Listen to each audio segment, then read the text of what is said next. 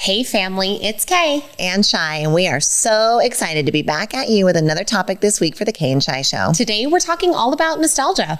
It is an interesting concept with a checkered history. So stay tuned for some really exciting stories and a great show. Feature episode on nostalgia coming up right now.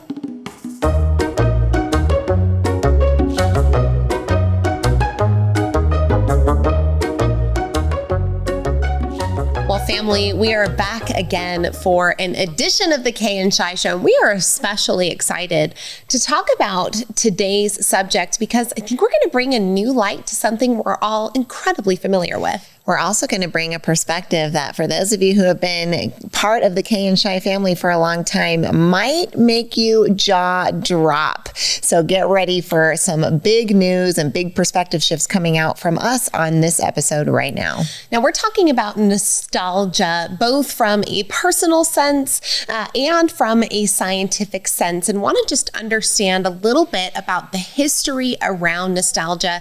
Now, earlier this year, we completed a really cool audiobook. Would recommend. I think we've already talked about it here in this podcast, but please go listen to it. It's so good. And it's Malcolm Gladwell's Bomber Mafia, and it's such a great audiobook. But in it, he talks about how in World War II, nostalgia was actually used as a tactic for helping to keep soldiers in the battle and staying happy and at play, even in really uncomfortable circumstances. And that was the first time, Shi, I had ever been exposed to the idea of nostalgia as a tool and not just an emotion. Right. Well, I had an interesting experience over the summer with a dear friend and longtime listener. Hi, Andrea. Hi, Andrea. I love you. I was conversing with Andrea about nostalgia and saying, gosh, I can't even remember what we were talking about, but some experience where I was saying in a really positive, reminiscent way, like, it just makes me so nostalgic. And Andrea said, that's so funny. Nostalgia isn't an enjoyable emotion for me. And that really started to pique our interest into didn't everyone experience nostalgia the same way that I do, that we do? Of course, I took this to Kay and we started thinking about it and talking about it. But we had an experience that we'll share in this episode recently that has helped us understand this other dimension of nostalgia, maybe the darker side. And in fact, that's actually where the history of nostalgia starts. Now, if we're going to go back to the root words here, we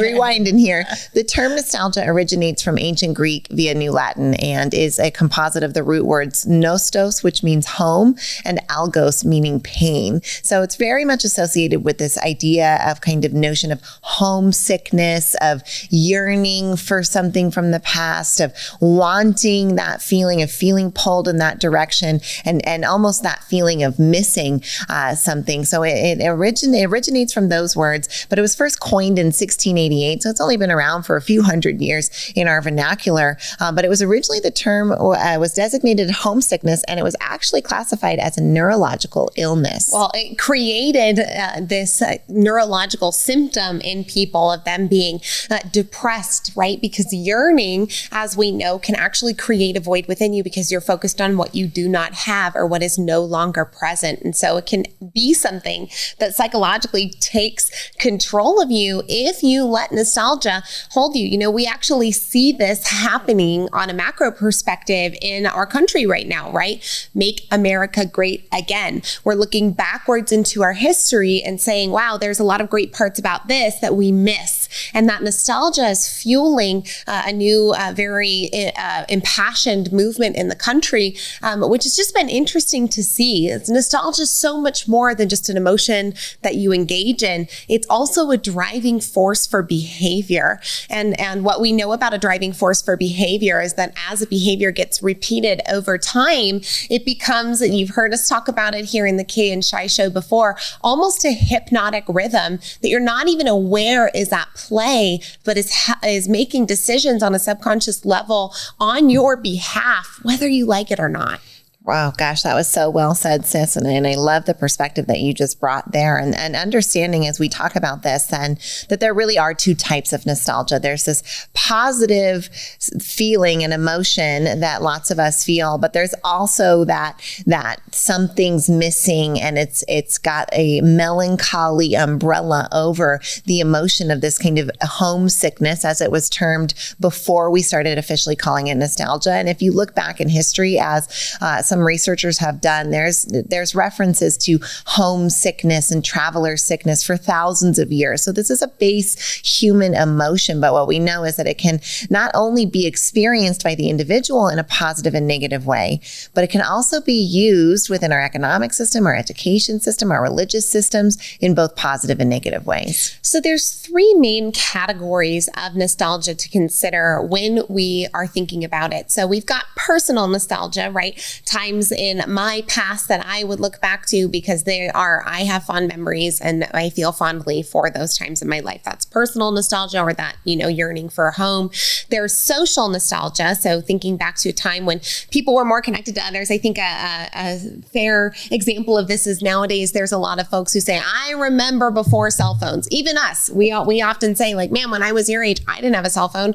I had to go walk up the street and knock on some kid's door just to see if they wanted to come outside and play. There was no texting. I would walk unaccompanied without an adult up the neighborhood to go make that happen and to play in that way, right? So this is nostalgia for additional connection, which I think a lot of people are feeling right now in the age of social media. And then this cultural nostalgia, when it feels like people were more connected to the culture, which I think we see in today's political climate happening with a lot of folks looking back to a culture, perhaps of a few decades past, and saying, you know what, that culture, people were more connected and therefore we need that now. Just to comment on this discussion here about these categories of nostalgia, I actually think, Kay, your cell phone example is a perfect example of our third type here, a cultural nostalgia. We nostalgically say, as a generation or any generation above Gen Z, I remember when cell phones weren't around. Like, we were more connected. We had more deeper meaning. We had longer attention spans. We're yearning for a cultural style that's no longer there. And when you think about this connected to others, this social nostalgia, this is what you feel when you think about like your best friend from childhood. This is what you feel when you think about whatever it was that you were involved in high school, whether it was a sports team, maybe you were a drama kid, maybe you were in band. You get a feeling when you think back on the relationships, right? The late rehearsal nights, or the practices before competition, or the curler party, or the after the game celebration. Like, those are the things that you think back and you remember these social connections through shared experiences with others that can make you nostalgic. And I think we bring a lot more depth to an idea like nostalgia when we look at it on these different levels. It makes me think about how, if a parent really enjoyed an overnight camp experience as a child, that they will likely enroll their child into an overnight camp and spend their hard-earned dollars and their time and their kids' time doing that. And so what's interesting about nostalgia is then we even start to see it come into play generation after generation as parents embed the things that they're nostalgic for into their kids, then creating nostalgia in them as well. But that Very Well Mind article did have a quote, and I will want to share this here, that says that nostalgia can also have positive effects on physical health. For example, nostalgia has been shown to boost immune function and reduce stress levels. This is why it was used in World War II. They would distribute pictures of home cities and hometowns. They would play music that would make people feel familiar of their homes in order to boost that immune function, reduce those stress levels. And nostalgia can also help to increase life satisfaction and reduce anxiety. However, because it has those really great qualities to it, it's often used by those who are anxious. It's used by those who are struggling. And so there can be a little bit of this catch-22 in that, yes, it can be healthy for you, but it can also take a downturn if it begins to run unconsciously in your life. Right. If you start to make that a habitual coping pattern without finding other things to bring in and build liking and excitement and energy around, then that can be detrimental to us. And from another article from Medical News Today, we hear, based on the current research, stopping the cycle of loneliness may involve looking into the past for confidence and encouragement. Now, this is right out of Neuroscience 101 too, that we know, right, that we can anchor ourselves to experiences in the past in order to bolster confidence for things coming in the future, which means that when we look back, we can say, I succeeded at this, or I was connected during that time, or there has been a time in my life life where I felt like things were together. And we can put a anchor in there from a neuroscience perspective that helps us feel that emotion when we come into difficult times or we think about that certain memory, especially if we can condition ourselves to do so. So it's interesting to see, I think, that we are able to use nostalgia for good in our lives, or we can let it run our lives unconsciously and end up being a bad thing. But in our next segment, we definitely want to address how some corporations, as Kay's been alluding to, use this for their benefit of profits, and sometimes we think maybe not in the most moral way.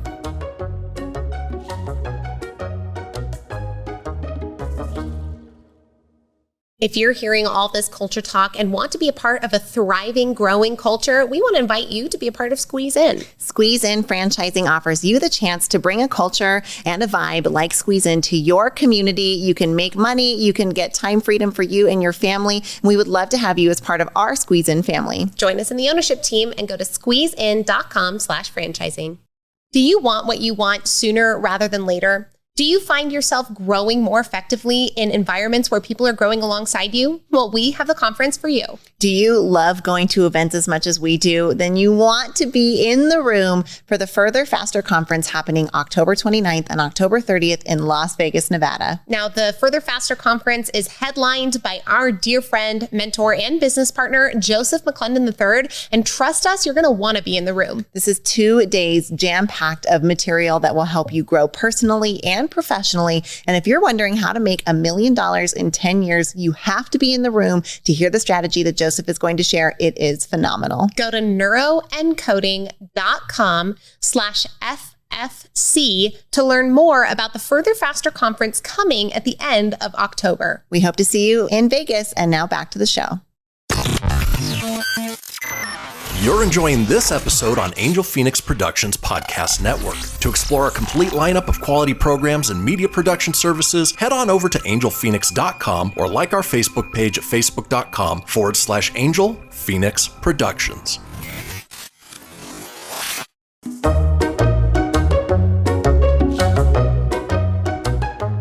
So we ended out our last segment talking about some of the positive benefits of nostalgia, but there are negative effects of nostalgia as well. Some of those include causing people to dwell on the past and therefore become unhappy with their present.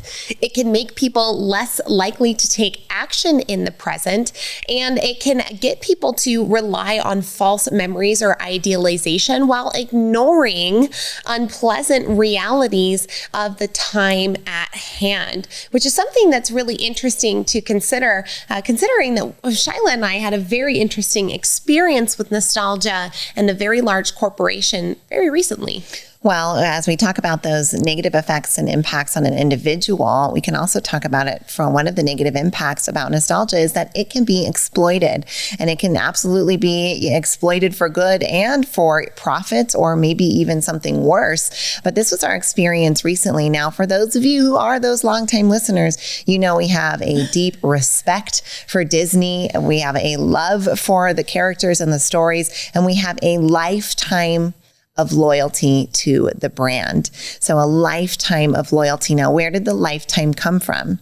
It came from the fact the seeds are actually started about 2 generations ago with our dad and his parents who grew up in Southern California, and Disneyland opened right before he was born. So he has all of these memories of going to Disneyland as a young boy, of it being this beacon, of it being this special place. And he learned the ropes and he knew the places. So when he had kids, fast forward to the generation where he's having kids, what do you think Disneyland meant to him taking his kids there? It meant everything. And he got to show his kids, hi, that's us, all of those ropes, all of those memories, all of those thrills, all of those things. And as we grew up, not only did we form our own childhood memories around Disney and the experience, particularly of Disneyland, but we also carried forward generationally our father's love and deep respect for this brand and for this experience at Disneyland, so much so that we've made it a major priority in our life to take positions for vacations, for movies, for costumes, for clothes, for it's truly said that there's art.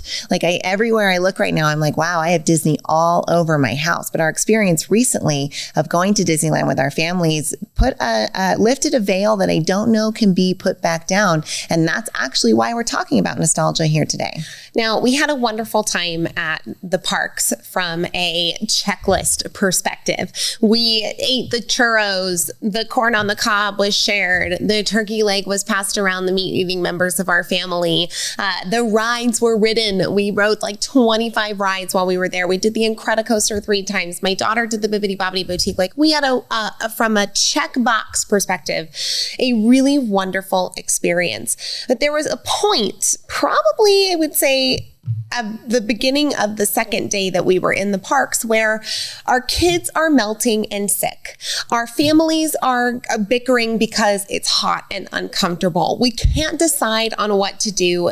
Everybody feels pressured with the time that we have there. And in this moment of stress, we look around us and the other families are fighting and melting and eating and sick. And we're like, is anybody actually having fun here at the happiest place on earth? And as we started to examine that for ourselves, we were like, wow, that's really interesting. So why are we even here? And the messaging that came back ended up leading us to today's discussion. Right. We had talked about when we first checked into our hotel and leading up to the trip, this is something everyone in our family has been counting down to, how grateful we were for this spark, this love from our dad. And we still are, Dad. The most amazing memories, and we know you listen, have been made with you, and we will always cherish those. So we talked about that with the kids leading into it. But it seemed like this time, as we checked in, as we engaged with the staff, as we moved through the park, it was more crowded than it had ever been, that it was more expensive than it had ever been, that the magic of the eye contact with the cast members just seemed to be swinging and missing. In fact, there was more observed cast members being unhappy than we've ever seen before. And this mixture of factors, as we look around at the crowds and the money and the indulgence, my goodness, the indulgence from the food to the spoiling of the kids to the $75 t-shirt in the boutique, it started to feel like no longer was the relationship there for us to give us the good part of the nostalgia. The transaction was apparent, which made us see the negative effect of the nostalgia. And like I said, the veil went up and we see it in a new light. It was very interesting. All of a sudden, the rides were no longer immersive. I'm looking at all the background stuff of the rides and the mechanics of it and thinking, if I can find positive things to say, it's about the mechanism of capitalism and the business that's at play here. And when my entrepreneurial mind, when our entrepreneurial minds start going off saying what we appreciate here is the entrepreneurial perspective of a capitalistic engine, we start to see it from a business perspective, and that lifts the veil. It creates this separation. All of a sudden, we're on the side of like, wow, this is a money-making machine, and they're capitalizing off of the fact that we'll spend the $120 to get into the park. We'll spend the $15 to do the lightning lane. We'll spend the additional $30 for the other 2 lightning lane passes on top of that. We'll pay the $25 for the nachos. We'll do all of those things. Why? Because we have such a strong sense of nostalgia from our childhood that it makes us numb to the expense to both our families and to ourselves. Now, it's not that we can't afford it, but at this place, it's do we want to afford this for the sake of trying to relive nostalgic experiences that we had in our past? Because truth be told, when my kids were real little, like the twins were 4, Annabelle's newborn, Kay's kids haven't come along yet, we did kind of a ragtag first time. Now we're taking our kids. Now we're talking the 3rd generation going to Disneyland. And we stayed at the Best Western across the street and we hit the parks like ragamuffins, and we had the best time, like the best time. The kids went to bed exhausted, just pouring out gratitude and so happy. And then the next time we went, we were like, let's save up money and stay on property. And we did. And guess what? We had the best time. We had so much fun. It was so cool. And it was this new experience to be kind of immersed in the parks and get to see it from that angle. And so this time we said, well, then let's recreate that. Let's stay there again. We went to Florida. Oh, then we went to Florida, right? We did 7 days in Florida, but we were there for the Disney Princess Half Marathon. And in our retrospect, we think that that's what anchored us really in that experience of maybe not seeing this transactional piece for what it is earlier on. But then this time with the experience in Anaheim, it was like, we've had so many great memories. Let's recreate it. And what we recently learned in Michael Singer's Living Untethered is when he talks about how specifically many of us have an experience that we enjoy. And then instead of just savoring that memory and loving it, we just strive to recreate it. But guess what? It's never going to be recreated the same way. And even if it was, you're not the same person. Your expectations have shifted, and therefore you won't experience it the same way, which can let you down, which can put you into this cycle then of like, then I have to strive for more. I have to recreate it better. I have to stay at the better place. I have to get the upgraded thing. There must be a place where I can recreate that feeling. And we think we might have hit that ceiling for us with Disneyland. So not that we're swearing off Disney, but we're excited to maybe redirect some of that focus, energy, money, investment, both in monetarily and in energetic time, into some other things and see what can emerge for us when we break the chains of nostalgia decision making. So look, if you have any suggestions for us on brand new things that we should try with our family, we are open, we are game. We want to travel, we want to experience we love some theme parks, things. we love nature. Yeah, probably going to take Disney off for the next at least 5 years for our family, which has been an interesting thing to reflect upon. One thing that we have discussed quite a bit is the fact that we've changed a lot since 2019. And chances are you've changed a lot too, right? We've been through a hell of a time over these last 3 years as a family, as a human family together. And it's been difficult for everyone. And we've all changed in some really interesting ways. And I think Shai will unpack this as the week goes on, discussing the ways that we've changed, the ways that you change over time, and how nostalgia affects those decision makings and what you can do about it to break free if maybe you find yourself inside the rhythm. So we hope you've enjoyed this first opening into the topic of nostalgia. Tune in the rest of the week for all of the minisodes with accompanying stories, more research, and exciting new perspectives. We hope this has been valuable for you. As always, with love from your sisters, Kay and Shai.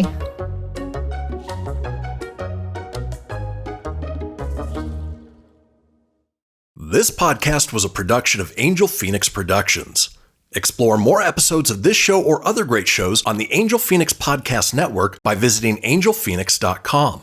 The views expressed in this show do not necessarily represent those of Angel Phoenix Productions or its advertisers and may contain language that's unsuitable for younger listeners.